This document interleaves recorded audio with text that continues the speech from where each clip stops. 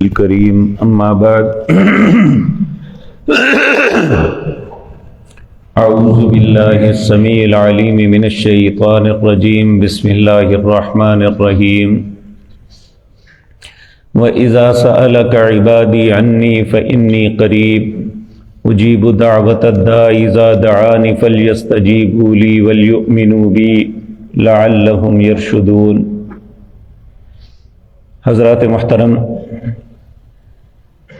دعا کے احکام اور مسائل کا تذکرہ آپ کے سامنے عرض کر رہا ہوں۔ دعا کا باب اتنا وسیع ہے، اگر مجھ جیسے لوگ ہزاروں بھی ہوں، ان کی زندگیاں دعا کے باب میں بات کرتے ہوئے گزر جائیں، ہماری زندگیاں ختم ہو سکتی ہیں، دعا کا باب ختم نہیں ہو سکتا۔ اور یہ بات یاد رکھیں، کچھ چیزیں ایسی ہیں ہماری زندگی میں جو ہماری مجبوری اور ضرورت ہے، اس کے بغیر ہمارا گزارا ہی نہیں۔ جس طرح سانس لینا یہ ہماری زندگی کی ضرورت ہے، اگر سانس بند ہو جائے تو زندگی ختم ہو جاتی ہے۔ اسی لیے زندگی کے معاملات کو حل کے لیے دعا اشد ضروری ہے، خصوصاً ایسے وقت میں جب ہمارا ملک ایک افراتفری کا شکار ہے۔ جن لوگوں کے ہاتھ میں امن و امان کی دوڑ، جو امن و امان کے حوالے سے ذمہ دار ہیں، وہ اپنی ذمہ داری پوری نہیں کر رہے۔ ہر شخص کو اس کے حالات پہ چھوڑ دیا گیا، اور ہر شخص اس بات پہ خوف زدہ ہے کہ اس کا مال، اس کی اولاد، اس کی عزت اور اس کی جان وہ محفوظ نہیں ہے۔ گھر سے نکلتا ہے تو خوف زدہ ہے کہ میں واپس پلٹوں گا یا نہیں۔ ایسے حالات میں دعا ایک ایسی چیز ہے کہ جب کوئی محافظ نہ بنے، کوئی بھی اپنی ذمہ داری کو قبول نہ کرے، تو اللہ اپنا ذمہ لے لیتے ہیں۔ اگر انسان اللہ کو اپنے ذمہ دار بنا لے، نبی مکرم صلی اللہ علیہ وسلم نے ارشاد فرمایا، جب ایک مسلمان اپنے گھر سے نکلتا ہے تو اللہ کی طرف سے ایک محافظ فرشتہ اس کے دروازے پہ سفید جھنڈا لے کے کھڑا ہوتا ہے۔ اگر یہ اپنے گھر سے نکلتے ہوئے یہ کہتا ہے، بسم اللہ توکلت علی اللہ لا حول ولا قوة الا باللہ، بسم اللہ کے نام سے شروع کرتا ہوں، توکلت علی اللہ، میرا بھروسہ، میرا توکل میرے اللہ پہ ہے، لا حول ولا قوة الا باللہ، نیکی اور برائی کو گھیرنے والی قوت اللہ کے علاوہ کوئی نہیں ہے۔ پھر نبی کریم صلی اللہ علیہ وسلم 4 چیزوں سے اللہ کی پناہ طلب کرتے ہیں۔ اللہم انی اعوذ بک ان اذل او اضل، اے اللہ میں اس بات سے تیری پناہ چاہتا ہوں کہ میں گمراہ ہو جاؤں یا میں کسی کو گمراہ کر دوں، او اذل او اضل، پہلا غال کے ساتھ ہے، دوسرا ذا کے ساتھ ہے، میں پھسل جاؤں یا میں کسی کو پھسلا دوں، او اظلم او اظلم، میں کسی پہ ظلم کروں یا کوئی مجھ پہ ظلم کرے، او اجہل او یجہل علی، میں کسی کے ساتھ جہالت سے، بدتمیزی سے پیش آؤں یا کوئی میرے ساتھ ایسا کرے۔ اے اللہ ان 4 باتوں سے تیری پناہ چاہتا ہوں۔ تو نبی کریم صلی اللہ علیہ وسلم نے فرمایا جو فرشتہ اللہ کی طرف سے مسلمان کے دروازے پہ معمور ہے وہ کہتا ہے کہ تو نے اپنے آپ کو اللہ کی حفاظت میں دے دیا، اب جب تک تو اپنے کاموں میں مشغول رہے گا میں تیری حفاظت کروں گا، یہاں تک کہ وہ محفوظ حیثیت میں اپنے گھر تک لوٹ آئے۔ آج ہم اپنے گھر سے نکلتے ہیں تو ہمیں علم نہیں ہوتا کہ جس موٹر سائیکل پہ جس گاڑی پہ جا رہا ہوں یہ واپس بھی لا سکوں گا یا نہیں۔ کتنے ہی بد نصیب ہیں حقیقتاً جن کا مال چھینا جاتا ہے وہ تو مظلوم ہیں، وہ بد نصیب ہیں جو اپنی عیاشی اور بدماشی کے لیے لوگوں کا مال ان کی عزت کو پامال کرتے ہیں۔ اور یاد رکھیں ظلم کرنا آسان ہے، ظلم بھگتنا بڑا مشکل ہے۔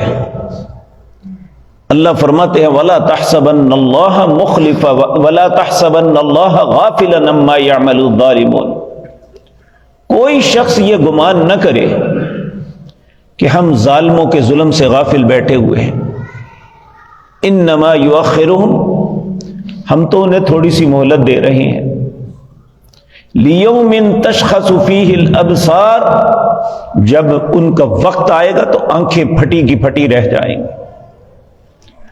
اور آپ اپنی زندگی میں مشاہدہ کر کے دیکھ لیں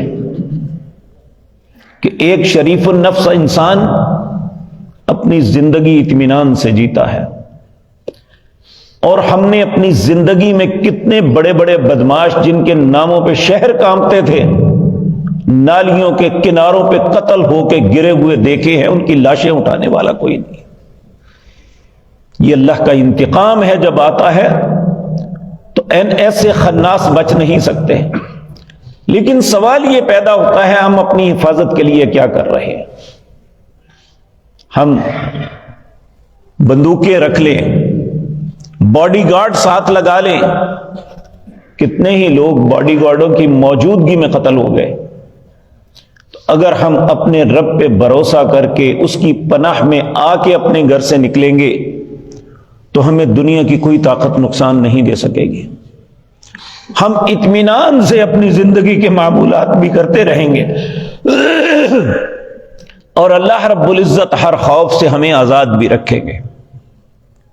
تو ہم پھر اس بات پہ غور کرتے ہیں کہ رسول اللہ نے ہمیں کیا کہا۔ آپ نے فرمایا جب اپنے گھر سے نکلو تو کہو بسم اللہ توکلت علی اللہ لا حول ولا قوة الا باللہ۔ دوسری دعا اللہم انی اعوذ بک ان اضل او اضل او اذل او اذل او اظلم او اظلم او اجہل او یجہل علی۔ یہ انسان اللہ کی محافظت میں آ گیا۔ اسی طرح صبح اور شام کے اذکار کے اندر ایک بڑا خوبصورت ذکر ہے، انسان کے اپنے لیے، اس کے مال کے لیے، اس کے اہل و عیال کے لیے۔ نبی مکرم صلی اللہ علیہ وسلم صبح بھی اس کو پڑھتے، رات کو بھی پڑھتے ہیں۔ وہ کیا ہے؟ اللہم انی اسألک العفو والعافیۃ فی الدنیا والآخرہ، اللہم انی اسألک العفو والعافیۃ فی دیننا ودنیانا واہلنا واموالنا، اللہم استر عوراتنا وامن رواتنا، اللہم احفظنا من بین ایدینا ومن خلفنا وعن ایماننا وعن شمائلنا ومن فوقنا ونعوذ بک ان نغتال من تحتنا۔ اے میرے اللہ، میں تجھ سے سوال کرتا ہوں عفو معافی کا، والعافیت اور عافیت کا۔ اللہم انی اسألک العفو والعافیت فی دینی، اپنے دین کے معاملے میں عافیت اور معافی کا سوال کرتا ہوں۔ وَدُنْيَايَ، اپنی دنیا کے معاملے میں عافیت اور معافی کا سوال کرتا ہوں، وَأَهْلِي اپنے اہل و عیال کے معاملے میں عافیت اور معافی کا سوال کرتا ہوں، وَمَالِي اپنے مال کے معاملے میں، اللہم استر عوراتی میں گناہ گار ہوں، اللہ میری پردہ پوشی فرمانا، وَأَمِّن رَوَّاتِي مصیبت اور گھبراہٹ کے وقت مجھے امن نصیب کرنا، اللہم احفظنی من بین یدی اے اللہ آگے سے میری حفاظت فرما، ومن خلفی پیچھے سے حفاظت فرما، وعن یمینی دائیں سے حفاظت فرما، وعن شمالی بائیں سے حفاظت فرما، ومن فوقی اوپر سے حفاظت فرما، وَأَعُوذُ بِعَظْمَتِكَ أَنْ أُغْتَالَ مِنْ تَحْتِي اے اللہ میں تیری عزت کی پناہ میں آتا ہوں کہ نیچے سے مجھے کوئی ہلاک نہ کر دے۔ تو جب انسان یہ کلمات کہہ لیتا ہے تو وہ اللہ کی حفاظت میں آ جاتا ہے، اور اس وقت ان دعاؤں کی ہمیں اشد ضرورت ہے، کیونکہ ہمیں اپنی جان، اپنا مال، اپنے اہل سے زیادہ محبوب کوئی چیز نہیں ہے۔ اس کی حفاظت ہماری زندگی کی مجبوری ہے، تو اللہ رب العزت فرماتے ہیں مجھ سے مانگ لو میں دے دیتا ہوں، مجھ سے پناہ طلب کر لو میں پناہ دے دیتا ہوں۔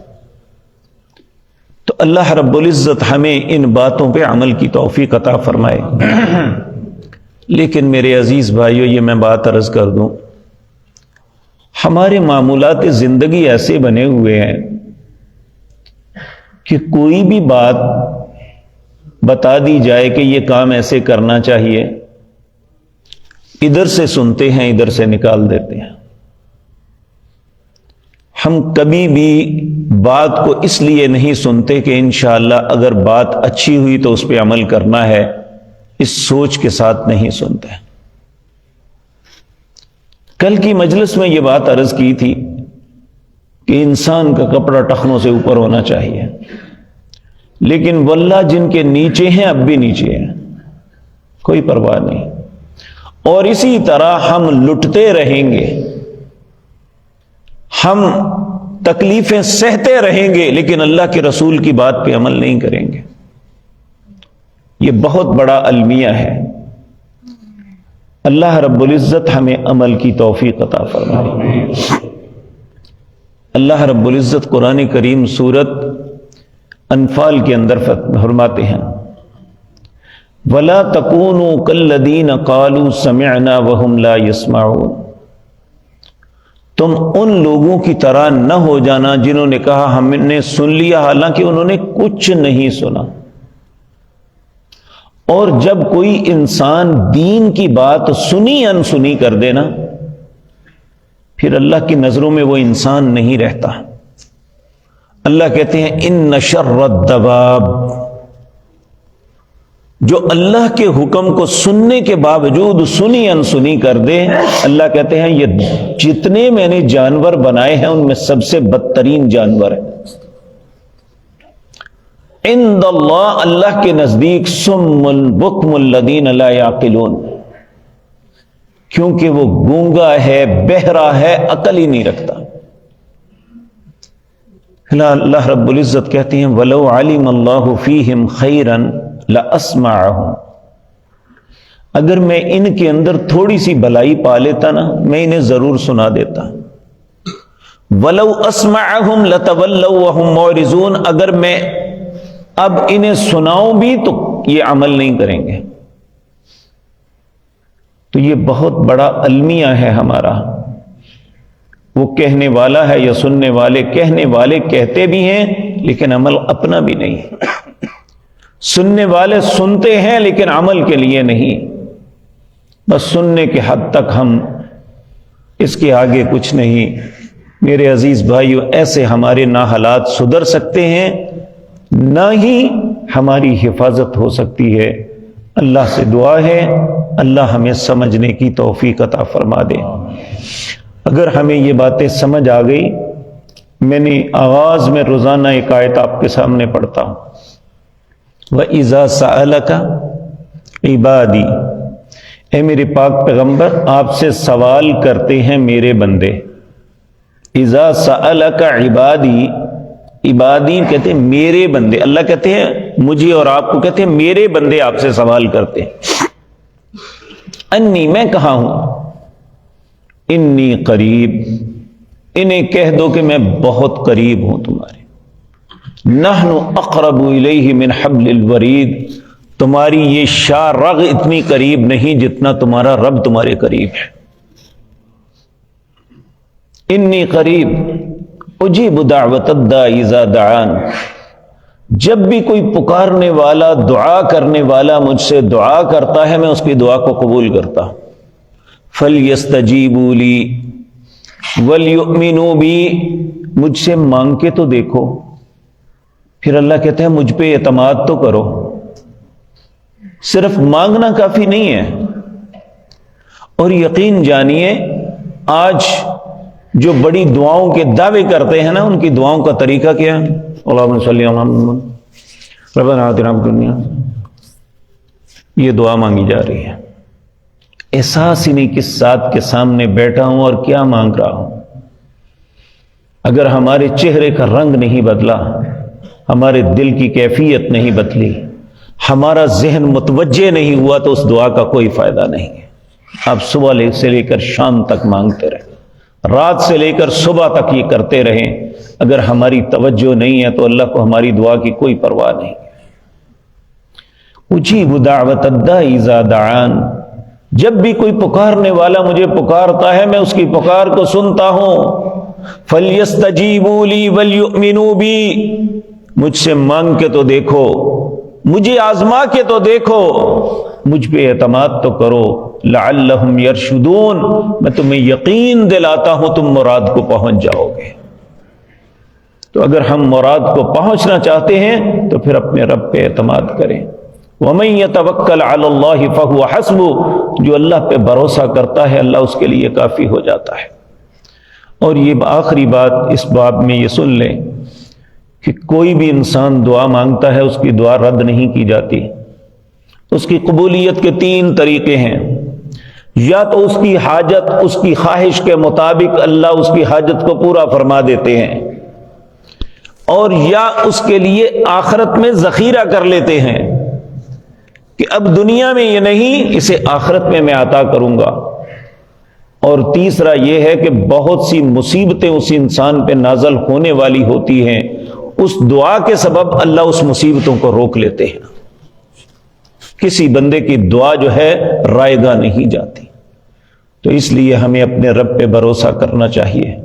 اللہ ہمیں اپنا اعتماد نصیب فرما دے. اقول قولی ھذا واستغفر اللہ لی.